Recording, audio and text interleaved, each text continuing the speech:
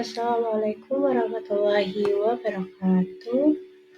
Pada kesempatan kali ini saya akan mempresentasikan tentang pendekatan dan metode penafsiran Al-Quran. Untuk mata kuliah tafsir Al-Quran kontemporer. Sini saya akan memperkenalkan diri. Nama saya Ulfan Fajriana dengan NIM K100-2089.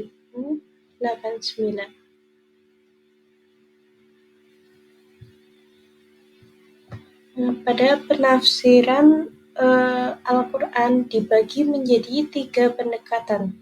Yang pertama ada tafsir bi al-maksur, yang kedua ada tafsir bi al-ra'i, yang ketiga ada tafsir al-isyari.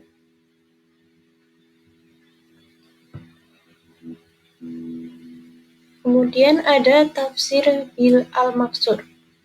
Tafsir bil al-maksur adalah penafsiran Al-Quran yang didasarkan pada penjelasan-penjelasan Al-Quran yang diperoleh melalui riwayat-riwayat pada sunnah, hadis maupun atsar. Bahkan sebuah ayat Al-Quran dapat dijelaskan dengan ayat-ayat Al-Quran yang lain. Pada pendekatan tafsir bil maksud terdapat beberapa cara. Yang pertama, penafsiran ayat dengan Al-Quran yang lain. Yang kedua, penafsiran ayat Al-Quran dengan hadis Nabi SAW.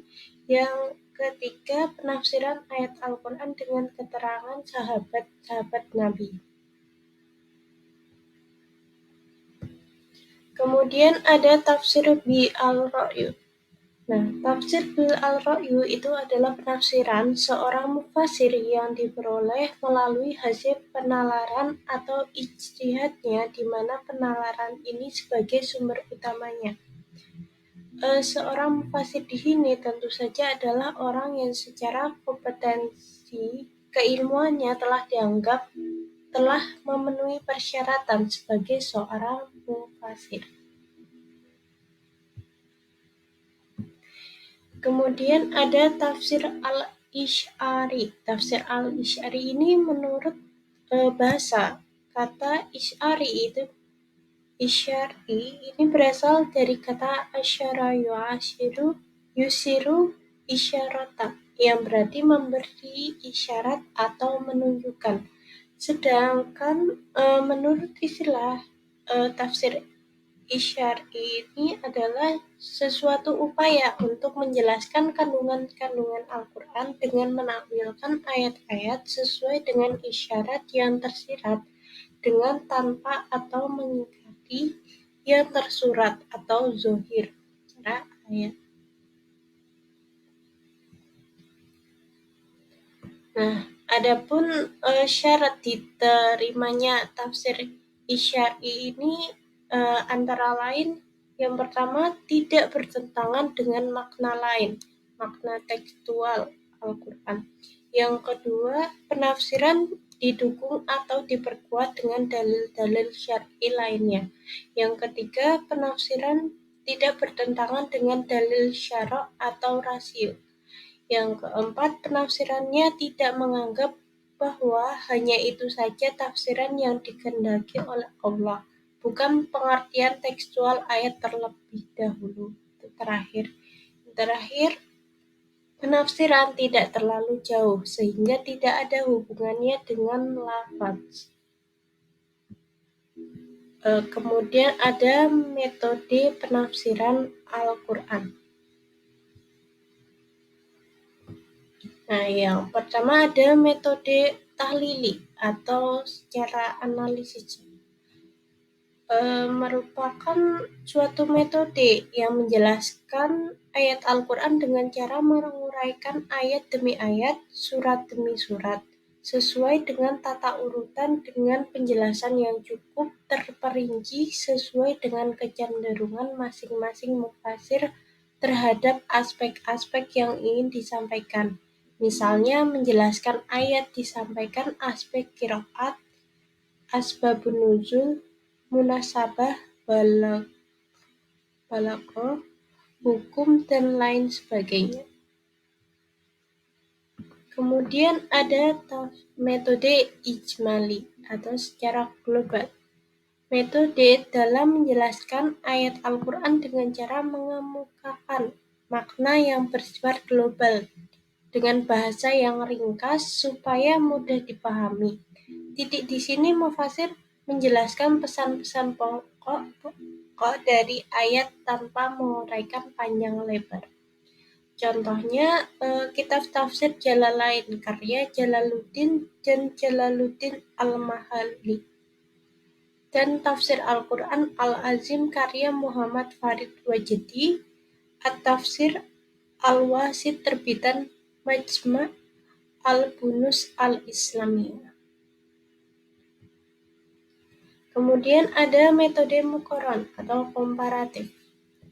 Metode yang menjelaskan ayat-ayat Al-Quran dengan membandingkan dengan ayat lain yang memiliki kedekatan atau kemiripan tema, namun redaksinya tuh berbeda, atau memiliki kemiripan redaksi tapi maknanya itu berbeda, atau membandingkan dengan penjelasan teks hadis Nabi, perkataan sahabat maupun tabi'in. Di samping itu juga mengkaji pendapat para ulama tafsir, kemudian membandingkannya atau bisa berupa membandingkan atau satu kitab tafsir dengan kitab tafsir yang lainnya agar diketahui identitas corak tafsir tersebut. Tafsir muqarin juga bisa berupa perbandingan teks lintas kitab samawi seperti Al-Quran dengan Injil atau Quran dengan Bible, Taurat, atau Zabur. Nah, kemudian ada metode maudhu'i atau metode tematik. Metode ini menjelaskan ayat-ayat Al-Quran dengan mengambil sesuatu tema tertentu. Metode ini adalah kelebihannya mampu menjawab kebutuhan zaman yang ditujukan untuk menyelesaikan suatu permasalahan, praktis dan sistematif, serta dapat menghemat waktu, dinamis sesuai dengan kebutuhan zaman, dan membuat pemahaman menjadi utuh. Namun titiknya ada kekurangannya, seringkali dapat memenggal ayat yang memiliki permasalahan yang berbeda sehingga membatasi pemahaman ayat. Adapun langkah-langkah penafsiran metode maudhu'i antara lain, yang pertama menjelaskan masalah yang akan dibahas. Yang kedua, permasalahannya yang dibahas diprioritaskan pada persoalan yang menyentuh kehidupan masyarakat, yang berarti bahwa seseorang mufasir harus memiliki pengetahuan yang memadai tentang masyarakat.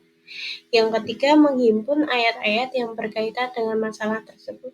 Dan terakhir, menyusun runtutan ayat sesuai dengan masa turunnya, disertai pengetahuan tentang asbab nuzulnya dan ilmu-ilmu lain yang mendukungnya.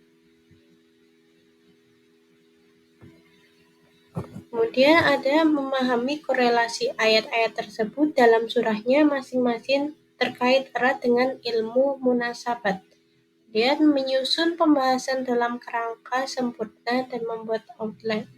Melengkapi pembahasan dengan hadis-hadis yang relevan dengan pokok pembahasannya. Mempelajari ayat-ayat tersebut secara keseluruhan dengan jalan menghimpun ayat-ayat yang mempunyai pengertian yang sama atau mengkompromikan antara yang am atau yang umum dengan khos atau yang khusus, mutlak dan muqayyad yang terikat atau yang pada lahirnya pertentangan, sehingga kesemuanya dapat bertemu dalam satu muara tanpa perbedaan pemaksaan.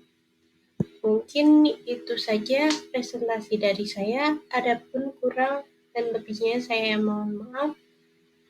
Akhirul salam. Wassalamualaikum warahmatullahi wabarakatuh.